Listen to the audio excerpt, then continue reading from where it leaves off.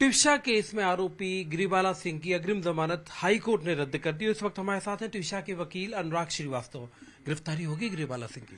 देखिए, गिरफ्तारी तो बिल्कुल होगी क्योंकि कल सीबीआई भी हाईकोर्ट के सामने उपस्थित हुई थी और सीबीआई ने 2 एप्लीकेशन लगाई थी। शासन के साथ वो शासन वाली पिटीशन में पार्टी बने थे और हमने जो त्रिशा के परिवार की ओर से लगाई थी उसमें भी सीबीआई पिटीशन में आई थी और सीबीआई की तरफ से सॉलिसिटर जनरल तुषार मेहता जी भी उपस्थित हुए थे और जो जबलपुर में एडिशनल डिप्टी सॉलिसिटर जनरल है वो भी उपस्थित हुए थे और दोनों ने तर्क रखे थे कि क्यों गिरिबाला की कस्टडी के अंतर्गत इंटरोगेशन की जरूरत है। इस प्रकरण में बहुत गंभीर चीजें, डायरी में बहुत गंभीर चीजें हैं। पूर्व जज है और पहले ये तर्क दिया गया था कि वो तो कोऑपरेट कर देंगी।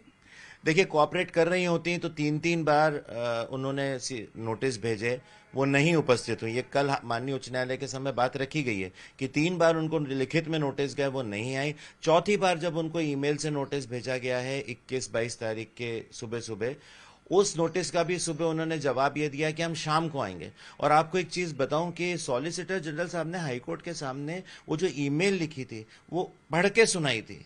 उन्होंने पढ़ के सुनाया था कि ये मीडिया में जा रही हैं, इंटरव्यू दे रही हैं, वहां पे प्रेस कॉन्फ्रेंस कर रही हैं और जो भाषा उन्होंने ईमेल में लिखी थी वो इतनी रूड भाषा थी, इतनी अक्खड़ भाषा थी कि उन्होंने बोला हम जब उनको बुला रहे हैं तो इस तरह की भाषा का इस्तेमाल करके और हमसे बोलती हैं कि हम शाम को आएंगे। तो उन्होंने हाईलाइट किया है मतलब गिरफ्तारी होना तय है जी। और सीबीआई की तरफ से माननीय उच्च न्यायालय के सामने कुछ बिंदु रखे गए, वो बिंदु उन्होंने सीधे उच्च न्यायालय को सबमिट करे हैं क्योंकि पहले से वो कल ही वो सीबीआई उसमें अपीयर हुई है तो वो बिंदु कोर्ट में प्लीडिंग के रूप में सबमिट नहीं हो पाए थे। तर्क के दौरान उन्होंने वो बिंदु उच्च न्यायालय को दिए हैं और उन्होंने उनमें स्पष्ट किया है कि किन किन कारणों से उनको गिरिबाला की अरेस्ट करके इंटरोगेशन की जरूरत है।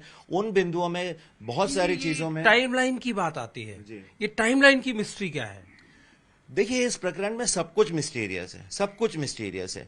अब वो जो त्रिशा की भाभी ने जब कॉल किया था उनको, आखिरी कॉल जब हुआ था 10:35 के आसपास, जिसमें गिरिबाला ने उनको बोला था कि शी इज नो मोर, उस शी इज नो मोर के बाद करीब 15-20 मिनट बाद वो ऐसा, जो अगर उनकी टाइमलाइन से चले तो 15-20 मिनट बाद वो आता है कि उसको सीढ़ी से लेकर नीचे आ रहे हैं और सीढ़ी पे सीपीआर दिया जा रहा है। तो टाइमलाइन वहीं से गड़बड़ है। और अगर आपने उनको बोल दिया शी इज नो मोर, आपको पता चल गया शी इज नो मोर, तो फिर वो सीपीआर देने का और कैमरे के सामने सीपीआर सीढ़ी पे ला करके देने की जो वो पूरा मैन्युपुलेटेड लगता है। और देखिए, शासन, हम तो शुरू से कहते आ रहे थे कि डीवीआर और सीसीटीवी फुटेज उनके पास कैसे, तो उसके बाद एम्स गए, एम्स उसके बाद गए हैं और उस एम्स जाने में पूरी घटना में भी करीब आप समझ लीजिए 50-60 मिनट, 1 घंटे का मुझे अंतर लगता है क्योंकि आप ऊपर से बॉडी को नीचे लेकर के आएंगे, फिर गाड़ी में रखेंगे, फिर गाड़ी लेके आप एम्स में जाएंगे। उनके घर से आप एक स्पीड पे, नॉर्मल स्पीड पे आप गाड़ी चला करके देख लें, आप एम्बुलेंस में तो थे नहीं, तो उनके घर से एम्स पहुंचने में भी 20-25 मिनट लगेगा। उस मार्जिन को भी आप ध्यान रखें। और एम्स में जो पहुंचने का और वहां पे आता, वहां पे 12 बजे के आसपास का रिकॉर्डेड है कि लेकर के आए और जब उसको डेड वहां पे पाया। तो और एक ही प्रकरण में सब कुछ कैसे हो जाएगा? एक ही प्रकरण में आप जो सीसीटीवी फुटेज खुद लेकर के आते हैं उसमें तारीख भी 10 तारीख की चल रही है, टाइम भी कुछ और चल रहा है। तो ये सारी चीजें शुरू से बड़ी संदिग्ध हैं। मतलब ये टाइमलाइन की मिस्ट्री सीबीआई को सॉल्व जैसी होगी तो एक बड़े क्लू मिलेंगे। देखिए क्या है, कल एक तथ्य शासन की ओर से इस बहस के दौरान रखा गया और उन्होंने रखा कि हाँ, हमने डीवीआर और सीसीटीवी फुटेज जब्त कर ली है, लेकिन हमारे जब्त करने के पहले इन्होंने खुद उस डीवीआर और सीसीटीवी फुटेज को एक्सेस किया। ना सिर्फ एक्सेस किया, उसमें से उन्होंने सेलेक्टिव पोर्शन को निकाला, ना सिर्फ सेलेक्टेड पोर्शन को निकाला, उसको अपने हिसाब से टेम्पर करके मीडिया में चलाया। के साथ छेड़छाड़ होगी जी, ये तथ्य रखा है शासन और सीबीआई की तरफ से, कल उच्च न्यायालय के सामने रखा गया कि ये टेम्परिंग तो पहले ही हो गई थी। ये सारी टेम्परिंग, उनका कहना है 13 तारीख को उन्होंने जब ये किया उसके पहले ही ये सब फुटेज उन्होंने निकाल ली थी। उनके हिसाब से 13 तारीख को दिन में कभी वो डीवीआर या शाम तक वो डीवीआर और सीसीटीवी फुटेज जब्त किए गए, उसके पहले ही उन्होंने निकाल ली थी। और 14 तारीख को एंटिसिपेटरी बेल की एप्लीकेशन लगी है। 15 तारीख को हियरिंग के दौरान उन्होंने वो सिलेक्टेड क्लिप चलाई है। तो उनका कहना है कि इस पे टेम्परिंग पहले ही हो गई है और अब चूंकि पूरा डीवीआर और पूरी सीसीटीवी फुटेज उनके पास अब जब्त हो गई है तो वो इस बात की जांच करेंगे कि इसमें कैसे टेम्परिंग हुई, कैसे सिलेक्टिव पोर्शन निकाला गया, कैसे सिलेक्टिव पोर्शन को मैनिपुलेट किया गया सबके सामने चलाने के लिए। तो ये इसमें मनोज भाई एक चीज और आप ध्यान देखिएगा, सिर में इंजुरी है और उन्होंने ही एक और वीडियो सर्कुलेट करी है, ये हम लोग के पास तो थी नहीं, उन्होंने ही एक वीडियो सर्कुलेट करवाई है जिसमें त्विषा घटना के पहले शाम को पार्लर में जाकर के अपने हेयर पे कुछ करवा रही हैं।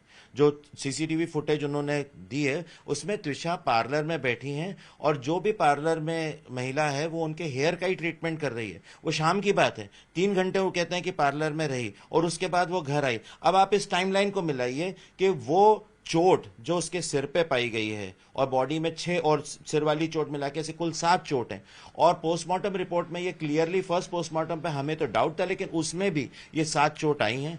उन 7 चोटों के बारे में जब मेडिकल एक्सपर्ट टीम से ये 3 क्वेरी की गई कि क्या ये चोट मृत्यु के पूर्व है या मृत्यु के बाद है, तो पहली चीज उन्होंने स्पष्ट करी है मृत्यु के पहले की चोट है। दूसरी उनसे ये पूछा गया कि क्या ये चोटें ऐसा संभव है कि त्विषा जब फंदे पे लटकी हो तो उनको उतारते टाइम आई हो, तो मेडिकल एक्सपर्ट ने बोला नहीं, ये फंदे से उतारते टाइम आई हुई चोट नहीं है।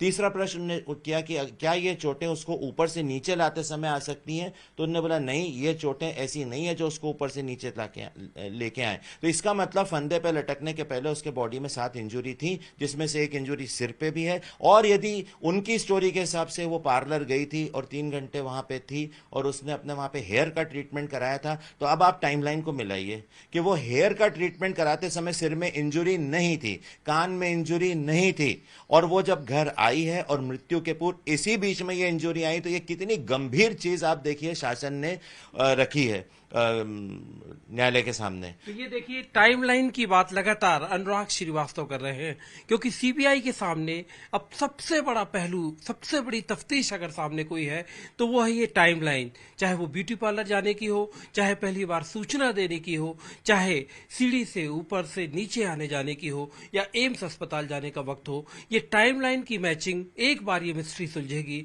तो कई ऐसे क्लू हैं जो त्विषा की मौत के, संदिग्ध मौत के मामले में सीबीआई को क्लू देंगे और सीबीआई की जांच को आगे बढ़ाएंगे।